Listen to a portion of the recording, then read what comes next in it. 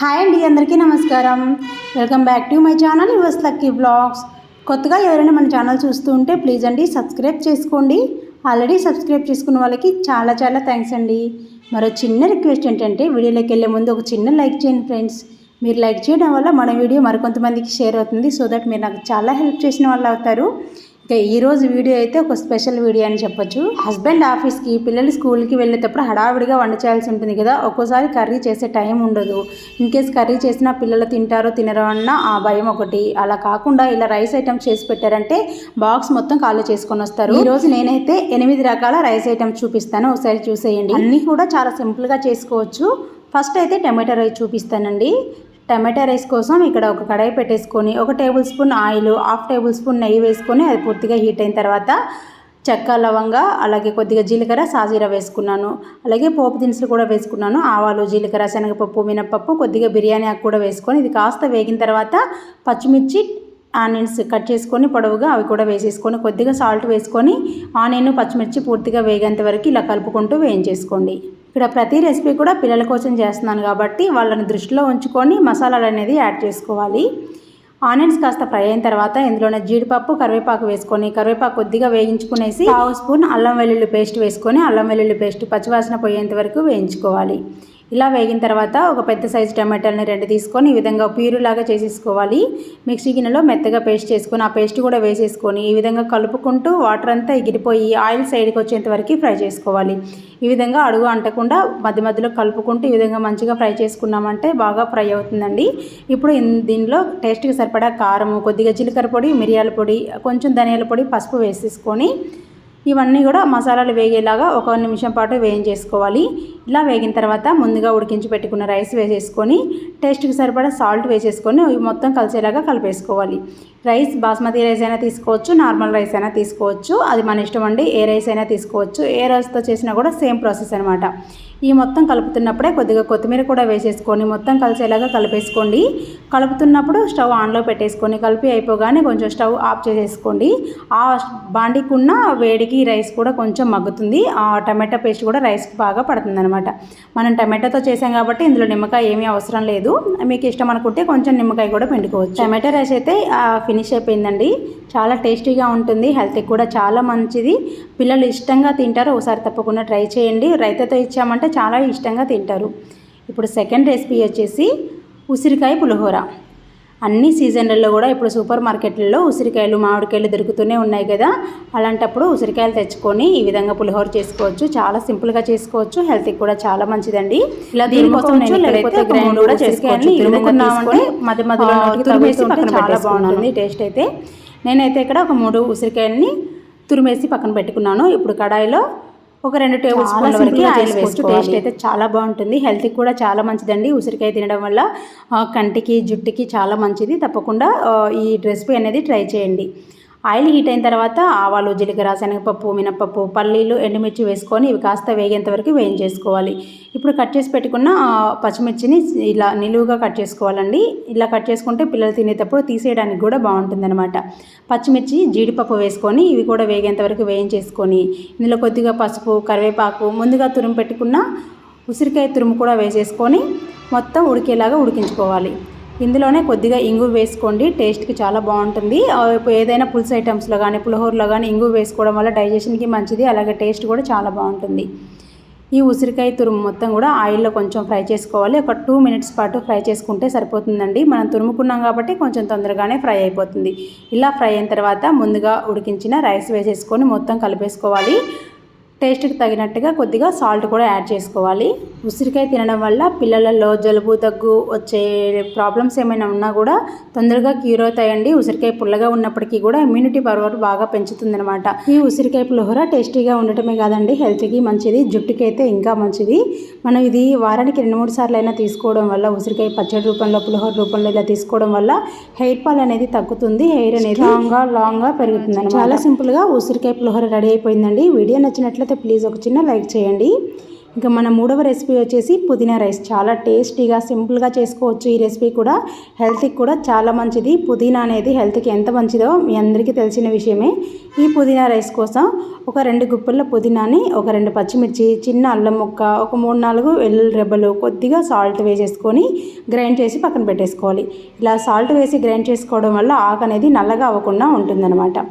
ఇప్పుడు కడాయిలో కొద్దిగా ఆయిల్ వేసుకొని చెక్క, లవంగ, జీలకర్ర, సాజీరా, కొంచెం బిర్యానీ ఆకు వేసుకొని అది కాస్త చిటపట్లాడిన తర్వాత ఒక చిన్న ఆనియన్ని ముక్కలుగా కట్ చేసుకొని అది కూడా బ్రౌన్ కలర్ వచ్చేంత వరకు వేయించుకోవాలి.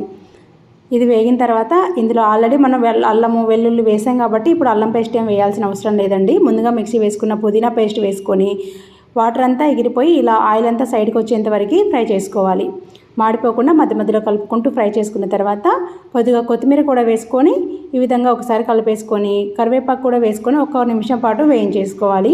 ఇలా వేగిన దాంట్లో ముందుగా ఉడికించి పెట్టుకున్న రైస్ వేసేసుకొని టేస్ట్కి సరిపడా సాల్ట్ వేసుకొని ఈ పుదీనా మిశ్రమం మొత్తం కూడా రైస్కి కలిసేలాగా ఒకసారి కలిపేసుకోవాలి. నేను ఇక్కడ పిల్లల కోసం చేస్తున్నాను కాబట్టి ఇందులో వేసిన 2-3 పచ్చిమిరపకాయల కారం అనేది సరిపోతుంది. అందుకే నేను పచ్చిమిర్చి అయితే ఎక్స్ట్రా ఏమి యాడ్ చేయలేదండి. మీకు అవసరమైతే ఇంకొంచెం చిల్లీ పౌడర్ కానీ పచ్చిమిర్చి కానీ ఎక్కువగా యాడ్ చేసుకోవచ్చు.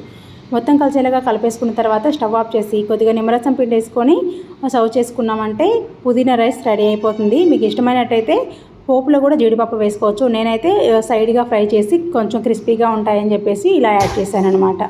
టేస్టీ అండ్ హెల్దీ పుదీనా రైస్ అయితే రెడీ అయిపోయిందండి. ఈ బాక్స్లో పెట్టారంటే పిల్లలకి చాలా ఇష్టంగా తింటారు. 4th రెసిపీ వచ్చేసి గార్లిక్ రైస్.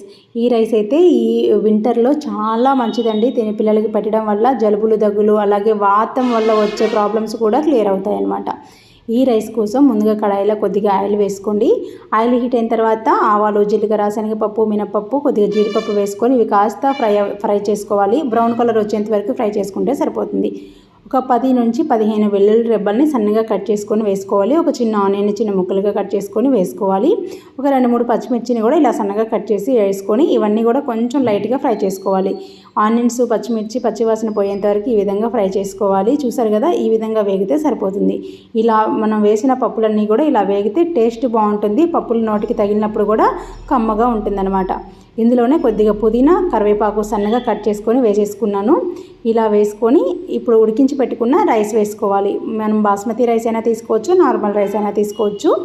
ఇందులోనే వేయించి పొడి కొట్టిన జీలకర్ర పొడి, వేయించి పొడి కొట్టిన మిరియాల పొడి కూడా కొద్దిగా చల్లుకొని ఫైనల్గా కొద్దిగా కొత్తిమీర కూడా వేసేసుకొని ఈ ఆయిల్లో ఈ రైస్ అంతా కూడా కలిసేలాగా ఒకసారి కలిపేసుకోవాలి.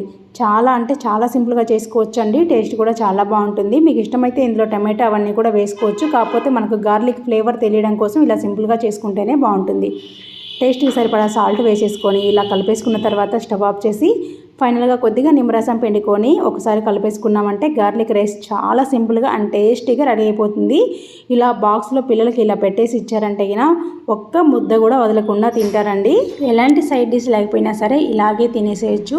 ఇది లంచ్ కానీ డిన్నర్, టిఫిన్గా కూడా చాలా బాగుంటుంది. ఇలా వెల్లుల్లి వేసుకొని చేసుకోవడం వల్ల పిల్లలకి అరుగుదల ప్రాబ్లమ్స్ కానీ జలుబు, దగ్గు ఉన్నా కూడా తగ్గిపోతాయండి. ఎస్పెషల్లీ వాతం ఒళ్ళు ఉన్న వాళ్ళకైతే ఈ రైస్ చాలా బాగుంటుందని చెప్పచ్చు. ఇక మన 5th రైస్ వచ్చేసి చాలా సింపుల్గా అందరికీ తెలిసిన ఎగ్ రైస్ అనమాట. ఎగ్ రైస్ని కూడా చాలా సింపుల్గా ఎలా చేసుకోవాలో చూపించేస్తానండి. ఇందులో మనం ఎక్కువ వెజిటేబుల్స్ వేయకుండా చాలా సింపుల్గా చేసుకోవచ్చు. ముందుగా స్టవ్ మీద ప్యాన్ పెట్టుకొని కొద్దిగా ఆయిల్ వేసేసుకొని ఆయిల్ హీట్ అయిన తర్వాత ఆవాలు, జీలకర్ర వేసుకొని అవి కాస్త చిటపట్లాడిన తర్వాత ఒక 2 గుడ్లు అయితే పగలగొట్టి వేసేసుకుంటున్నానండి. ఇక్కడ వెజిటేబుల్స్ ఏమీ యాడ్ చేసుకోలేదు నేను. మీకు కావాలనుకుంటే ఇదే టైంలో కొంచెం పచ్చిమిర్చి, ఆనియన్స్ కూడా యాడ్ చేసుకోవచ్చు. అవి వేగిన తర్వాత ఎగ్ వేసుకోవాలి. నేనైతే ఆవాలు, జీలకర్ర చిటపట్లాడిన తర్వాత ఇందులోనే ఒక 2 గుడ్లు పగలగొట్టి వేసేసుకొని ఈ ఎగ్స్కి ఎగ్కి సరిపడేంత ఉప్పు, కారం వేసుకున్నానండి. ఎక్కువ రైస్కి సరిపడా అయితే వేసుకోవద్దు. ఉప్పు ఎక్కువగా వేసుకున్నామంటే మనకు అన్నం తినేటప్పుడు ఎగ్ మధ్య మధ్యలో తగులుతున్నప్పుడు ఆ ఎగ్ అనేది చాలా సాల్టీగా ఉంటుందన్నమాట. అస్సలు టేస్ట్ బాగోదు. అందుకని ఎగ్కి సరిపడా మాత్రమే ఉప్పు, కారం అనేది యాడ్ చేసుకోండి. ఎగ్ మొత్తం కూడా ఇలా పొడి పొడి అయ్యేంత వరకుగా కలుపుకోవాలన్నమాట. ఈ విధంగా కలుపుకున్న తర్వాత ముందుగా ఉడికించుకున్న రైస్ మొత్తం వేసేసుకోవాలి. మనకి ఎంత రైస్ కావాలో అంత రైస్ వేసేసుకొని ఒకసారి ఈ రైస్ మీద ఒక చిటికెడు మిరియాల పొడి, చిటికెడు జీలకర్ర పొడి, టేస్ట్కి సరిపడా సాల్ట్, అలాగే కొద్దిగా కారం వేసేసుకున్నాను. కొంచెం ధనియాల పొడి కూడా వేసుకొని ఇవన్నీ కలిసేలాగా ఒకసారి కలిపేసుకోవాలి. ఇప్పుడు రైస్కి సరిపడా సాల్ట్ వేసుకోవాలండి. ముందు ఎగ్కి సరిపడా సాల్ట్ వేసుకున్నాం కదా, ఇప్పుడు మాత్రం రైస్కి సరిపడా సాల్ట్, రైస్కి సరిపడా కారం అనేది యాడ్ చేసుకోవాలి. ఇక్కడ నేను పచ్చిమిర్చి ఏమి వేయలేదు కాబట్టి కారం కొంచెం ఎక్కువగా వేశాను. పెద్దవాళ్ళకి గినైతే కొంచెం పచ్చిమిర్చి ఆనియన్స్ కూడా యాడ్ చేసుకోండి. ఇలా మొత్తం కలిసేలాగా కలుపుకున్న తర్వాత కొంచెం నిమ్మరసం వేసుకొని ఒకసారి కలిపేసుకొని స్టవ్ ఆఫ్ చేసి సర్వ్ చేసుకున్నామంటే పిల్లలకి ఎగ్ రైస్ అనేది లంచ్ బాక్స్లోకి రెడీ అయిపోతుంది. చాలా టేస్టీగా ఉంటుంది. తప్పకుండా ఒకసారి ట్రై చేయండి. ఇప్పుడైతే 5th day lunch box recipe అండి. ఇది వచ్చేసి ఆలూ రైస్. చాలా టేస్టీగా ఉంటుంది, హెల్తీగా ఉంటుంది, అలాగే చాలా సింపుల్గా కూడా చేసుకోవచ్చు. ఇంకా ఇప్పుడు దాకా వాడిన రెసిపీలలో వెజిటేబుల్స్ అనేది చాలా తక్కువ వాడాం కదా, ఇందులో అయితే ఒక వెజిటేబుల్ అనేది యాడ్ చేస్తున్నాను. ఈ రెసిపీ చేసుకోవడం కోసం ముందుగా కడాయిలో కొద్దిగా ఆయిల్ వేసేసుకొని ఒక 2 బంగాళదుంపల్ని ఇలా క్యూబ్స్ లాగా కట్ చేసి మధ్య మధ్యలో కలుపుకుంటూ కొద్దిగా సాల్ట్ వేసేసుకొని ఇవి కొంచెం ఉడికి బ్రౌన్ కలర్ వచ్చేంత వరకు ఫ్రై చేసుకోవాలి. ఇలా సాల్ట్ వేసుకోవడం వల్ల బంగాళదుంప కొంచెం ఈవెన్గా ఫ్రై అవుతుంది, అలాగే ముక్కకి సాల్ట్ అనేది పట్టి టేస్టీగా ఉంటుంది తినేటప్పుడు. ఇలా మధ్య మధ్యలో కలుపుకుంటూ ఉడికించుకోవాలండి, లేదంటే ఆలు అనేది అడుగంటేసి మాడిపోతుంది, అస్సలు బాగోదు. చూసారు కదా, ఈ విధంగా పూర్తిగా ఉడికించేసుకోవాలి. కలుపుతూ ఉంటే తొందరగానే ఉడికిపోతుంది అనమాట. ఈ ఉడికించిన బంగాళదుంప మొత్తం కూడా ఒక గిన్నెలోకి తీసి పక్కన పెట్టేసుకోండి. ఇప్పుడు కొంచెం ఆయిల్ ఉంది కదా, అదే ఆయిల్లో ఇంకొక టేబుల్ స్పూన్ వరకు ఆయిల్ వేసేసుకొని ఆవాలు, జీలకర్ర, కొద్దిగా జీడిపప్పు వేసుకొని అవి కాస్త చిటపట్లాడిన తర్వాత ఒక చిన్న ఆనియన్ని చిన్న ముక్కలుగా కట్ చేసుకొని వేసేసుకోవాలి. ఇది కూడా కాస్త పచ్చివాసన పోయి బ్రౌన్ కలర్ వచ్చేంత వరకు వేయించేసుకోవాలి. ఇందులోనే 1 లేదా 2 పచ్చిమిర్చిని కట్ చేసుకొని ఒకసారి వేసుకొని పచ్చిమిర్చి కూడా వేయేలాగా వేయించేసుకోవాలి. ఇప్పుడు సన్నగా తరిగి పెట్టుకున్న కరివేపాకు, కొంచెం పసుపు వేసేసుకొని కరివేపాకు కాస్త చిటపట్లాడిన తర్వాత ముందుగా మనం ఫ్రై చేసి పెట్టుకున్న ఆలు ఉంది కదా, అది కూడా వేసేసుకోవాలి. ఆలును కూడా ఈ ఆయిల్లోనే ఒక 2 సార్లు అలా ఇలా కలిపేసుకుంటే సరిపోతుంది. పెద్దగా వేగాల్సిన అవసరం లేదు, ఆల్రెడీ ఉడికించుకున్నాం కాబట్టి. ఇందులోనే చిటికెడంతా అల్లం వెల్లుల్లి పేస్ట్ వేసుకొని పచ్చివాసన పోయేంత వరకు కలిపేసుకున్న తర్వాత కొద్దిగా ధనియాల పొడి, జీలకర్ర పొడి, మిరియాల పొడి, కొంచెం గరం మసాలా, కొద్దిగా కొబ్బరి పొడి, కారము వీటి టేస్ట్కి తగినట్టుగా కొంచెం కొంచెంగా వేసుకొని ఒకసారి ఇలా కలిపేసుకోవాలి. ఎక్కువసేపు ఉడికించొద్దండి, కారం అనేది మాడిపోతే టేస్ట్ అనేది మారిపోతుంది. ఫైనల్గా కొద్దిగా కొత్తిమీర కూడా వేసుకొని ఇలా ఒక్కసారి కలిపేసుకొని 1 కప్పు రైస్ వేసుకొని రైస్కి సరిపడా సాల్ట్ కొంచెం వేసుకొని ఈ రైస్ మొత్తం కలిసేలాగా ఈ విధంగా కలిపేసుకోవాలి. ఫైనల్గా కొద్దిగా నిమ్మరసం పిండుకున్నామంటే ఆలూ రైస్ రెడీ అయిపోతుంది. ఈ రైస్ అయితే చాలా టేస్టీగా ఉంటుందండి. మీరు గమనించినట్లయితే నేను అన్ని రెసిపీస్లో కూడా ఆల్మోస్ట్ జీలకర్ర పొడి, మిరియాల పొడి వాడతానన్నమాట. ఇలా వాడడం వల్ల పిల్లలకి డైజెషన్ ప్రాబ్లం రాకుండా ఉంటుంది, అలాగే అరుగుదల కూడా బాగుంటుందండి. ఇంకా జలుబు, దగ్గులు లాంటివి కూడా రాకుండా ఉంటాయి అన్నమాట. ఈ రెసిపీ అయితే రైతాతో ఇచ్చారంటే చాలా ఇష్టంగా తింటారండి. ఇప్పుడు మన 6th రెసిపీ క్యారెట్ రైస్. చాలా సింపుల్గా చేసుకోవచ్చు, ఇది కూడా చాలా టేస్టీ అండ్ హెల్దీ రెసిపీ. ఈ రెసిపీ కోసం కడాయిలో కొద్దిగా ఆయిల్ వేసేసుకొని ఆవాలు, జీలకర్ర, శనగపప్పు, మినపప్పు, కొద్దిగా ఎండుమిర్చి వేసేసుకోవాలి. ఇవి కాస్త చిటపట్లాడిన తర్వాత కొంచెం జీడిపప్పు కూడా వేసుకోండి. జీడిపప్పు అనేది ఆప్షనల్ అండి, మీకు ఇష్టం ఉంటే వేసుకోండి, లేకపోతే లేదు. వేసుకోవడం వల్ల టేస్ట్ ఏమీ మారదు, కానీ కాకపోతే మధ్య మధ్యలో తగులుతూ ఉంటే కమ్మగా ఉంటుందన్నమాట. ఇవి కాస్త వేగిన తర్వాత పచ్చిమిర్చి, కరివేపాకు, ఆనియన్స్ వేసుకొని ఇవన్నీ కూడా కొంచెం వేగేంత వరకు వేయించుకోవాలి. ఇందులో పచ్చి వాసన పోయి కొద్దిగా లైట్ బ్రౌన్ కలర్ వచ్చేస్తే సరిపోతుంది. కొద్దిగా సాల్ట్ వేసేసి వేయించుకున్నామంటే ఆనియన్స్ అనేది ఈవెన్గా వేగుతాయి, అలాగే ఫాస్ట్గా కూడా వేగుతాయి అన్నమాట. ఇలా ఆనియన్స్ కాస్త వేగిన తర్వాత కొద్దిగా పసుపు వేసేసుకొని ఒక 2 క్యారెట్లని ఈ విధంగా తురిమేసి పెట్టుకున్నానండి. మీరు ముక్కలుగా అయినా వేసుకోవచ్చు, పిల్లలు ముక్కలుగా వేస్తే వేరే పక్కన పెడతారు కాబట్టి ఈ విధంగా తురిమి వేసుకుంటాను నేను. తురుమును వేసుకొని తురుమంతా కూడా కొంచెం పచ్చివాసన పోయి వేగేంత వరకు వేయించేసుకోవాలి. ఒక 2 నిమిషాలు ఈ క్యారెట్ని మధ్య మధ్యలో కలుపుకుంటూ సిమ్లో పెట్టుకొని ఉడికించుకున్నామంటే వాటర్ ఏమీ అవసరం లేకుండా బాగా వేగిపోతుంది. ఇప్పుడు ఇందులోనే ఒక చిన్న టమాటాని కట్ చేసుకొని వేసుకొని ఆ టమాటా కూడా మెత్తబడేంత వరకు ఉడికించుకోవాలి. డైలీ క్యారెట్ తినడం వల్ల మనకి బ్లడ్ అనేది ఇంప్రూవ్ అవుతుంది, స్కిన్ గ్లో వస్తుంది, హెల్త్కి చాలా మంచిదండి. ఒకసారి ఈ డైలీ పచ్చి క్యారెట్ అయినా సరే పిల్లలకి పెట్టడానికైతే ట్రై చేయండి. ఈ క్యారెట్ కాస్త వేగిన తర్వాత ఇందులోనే కొంచెం కొత్తిమీర కట్ చేసుకొని వేసేసుకోవాలి. అది ఒక్కసారి కలిపేసుకొని కొద్దిగా కారం అయితే వేసానండి, ఎందుకంటే మనం పచ్చిమిర్చి తక్కువగానే వేసాం కాబట్టి లైట్గా కారం వేసాను. కారం వేయడం వల్ల క్యారెట్ రైస్ అనేది కొంచెం మంచి కలరు, అంటే రెడ్డిష్ కలర్లో ఉంటుంది. పిల్లలు తినడానికి కూడా ఇష్టపడతారు. పచ్చిమిర్చి తగ్గించుకొని ఇందులో కొంచెం కారం వేసుకుంటే బాగుంటుంది. కారం వేసి 1 నిమిషం పాటు అట్లా కలిపేసిన తర్వాత ఒక 2 కప్పుల వరకు, చిన్న కప్పుతో 2 కప్పులు రైస్ వేసేసి టేస్ట్కి సరిపడా కొద్దిగా సాల్ట్ కూడా వేసేసి ఈ విధంగా మొత్తం కలిసేలాగా కలిపేసుకోవాలి. ఈ క్యారెట్ మిశ్రమం మొత్తం కూడా ఈ రైస్లో కలిసేలాగా ఒకసారి కలిపేసుకొని స్టవ్ ఆఫ్ చేసేసి కొద్దిగా నిమ్మరసం పిండుకున్నామంటే టేస్టీ క్యారెట్ రైస్ రెడీ అయిపోతుందండి. మా పిల్లలకైతే ఈ క్యారెట్ రైస్ అయితే చాలా ఇష్టం అనమాట. వీక్లీ ట్వైస్ అయినా పెట్టమని చెప్పేసి అడుగుతూ ఉంటారు. హెల్త్కి మంచిది కాబట్టి నేను పెడుతూ ఉంటాను. ఇది ఇంట్లో తిన్నట్లయితే కొంచెం నెయ్యితో కానీ బటర్తో కానీ చేసుకున్నా కూడా చాలా బాగుంటుంది. ఈ క్యారెట్ రైస్ తోటి రైతా అయినా సరే బాగుంటుందండి. ఏం లేకపోయినా సరే స్పూన్తో అలాగా తినేసేయచ్చు, అంత కమ్మగా ఉంటుంది. మనకు నిమ్మరసం వేసాము, ఉప్పు కారం అన్నీ కూడా ఉంటాయి కాబట్టి మనకు ఎలాంటి కర్రీస్ లేకపోయినా కూడా తినేసేయచ్చు. ఈ రెసిపీస్ అన్నీ కూడాను ఒక లంచ్ బాక్స్ కనే కాదండి, పిల్లలకి టిఫిన్గా కానీ లేదంటే ఇంట్లో ఏదైనా సండే స్పెషల్గా నాన్ వెజ్ కర్రీస్తో కూడా చాలా బాగుంటాయి అన్నమాట. మన నెక్స్ట్ రెసిపీ వచ్చేసి జీరా రైస్ కూడా హెల్త్కి చాలా మంచిదండి.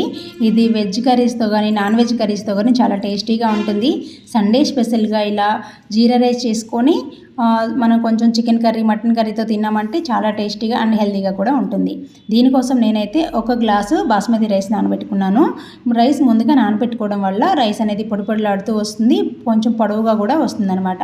ఈ విధంగా ఒక 2 సార్లు రైస్ కడిగేసి నానబెట్టి పక్కన పెట్టేసుకున్నాను. ఇప్పుడు స్టవ్ మీద ఒక కడాయి పెట్టేసుకొని ఇందులోనే ఒక 2-3 టేబుల్ స్పూన్ల వరకు నెయ్యి వేసుకుంటున్నాను. నెయ్యి కాస్త ఎక్కువగానే వేసుకుంటున్నానండి. ఆయిల్ అయితే కొంచెంగానే వేసుకుంటాను కానీ నెయ్యి అయితే కొంచెం ఎక్కువ వేసుకుంటాను. అది కూడా హోమ్ మేడ్ గీ కాబట్టి కొంచెం ఎక్కువగానే వేసుకుంటాను అనమాట. ఇందులోనే ఒక 2 స్పూన్ల వరకు జీలకర్ర వేసుకుంటాను. జీలకర్ర రైస్ కాబట్టి కొంచెం ఎక్కువగానే వేసుకోవాలి. ఇందులోనే కరివేపాకు కొద్దిగా వేసుకొని ఇది కాస్త వేయించుకున్న తర్వాత పచ్చిమిర్చి వేసుకోవాలి. పచ్చిమిర్చి కూడా కొంచెం పైన కలర్ వచ్చేంత వరకు వేగాలి. ఆ తర్వాత ఒక పెద్ద ఆనియన్ని ఇలా పొడవుగా కట్ చేసుకొని వేసుకొని అది కూడా కొంచెం బ్రౌన్ కలర్ వచ్చేంత వరకు ఫ్రై చేసుకోవాలి. ఇప్పుడు ఇందులోనే గరం మసాలాలు వేసుకోవాలి. చెక్క, లవంగ, ఇలాచి అన్నీ కూడా, బిర్యానీ ఆకు ఇవన్నీ కూడా వేసుకుంటున్నాను. మసాలా ఫ్లేవర్ కావాలి అంటే ఇవన్నీ వేసుకోండి, లేదు వద్దు ప్లెయిన్గా కావాలి అనుకుంటే హోల్ గరం మసాలా అవాయిడ్ చేసి ఓన్లీ జీలకర్రతో మాత్రమే చేసుకోవచ్చు. ఇప్పుడు బాస్మతి రైస్ కాబట్టి నేను అలాగే విజిల్ పెట్టి పప్పు కుక్కర్లో చేస్తున్నాను కాబట్టి 1 గ్లాస్కి 1.25 గ్లాసే సరిపోతాయండి. అదే నార్మల్ రైస్తో చేసినట్లయితే 1 గ్లాస్ రైస్కి 1.5 గ్లాసు వాటర్ అనేది వేసుకోండి. నేనైతే 1.25 గ్లాసు వాటర్ వేసుకొని ఇందులోనే కొత్తిమీర వేసేసి కొంచెం నిమ్మరసం కూడా పిండుకున్నాను అనమాట. నిమ్మరసం పిండుకోవడం వల్ల రైస్ టేస్టీగా ఉంటుంది, పొడవుగా కూడా వస్తుంది పొడిలాడుతూ. ఎసురు మరుగుతున్నప్పుడే మనం ముందుగా నానబెట్టిన రైస్ వాటర్ అంతా తీసేసి ఇందులో వేసేసుకొని ఒకసారి కలిపేసుకొని మూత పెట్టేసి ఒక 2 విజిల్స్ వస్తే రైస్ అంతా రెడీ అయిపోతుంది అనమాట. 2 విజిల్స్ వచ్చిన తర్వాత ప్రెషర్ అంతా పోయేదాకా ఆగి ఆ తర్వాత అనేది మూత ఓపెన్ చేయాలి.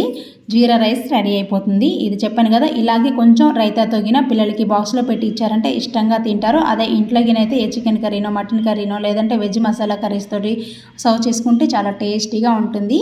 చూసారు కదండి రైస్ రెసిపీస్ అనేది. ఈ రెసిపీస్లో మీకు ఏ రెసిపీ నచ్చింది, ఏ రెసిపీ మీకు ఇష్టం అనేది కామెంట్ సెక్షన్లో షేర్ చేసుకోండి.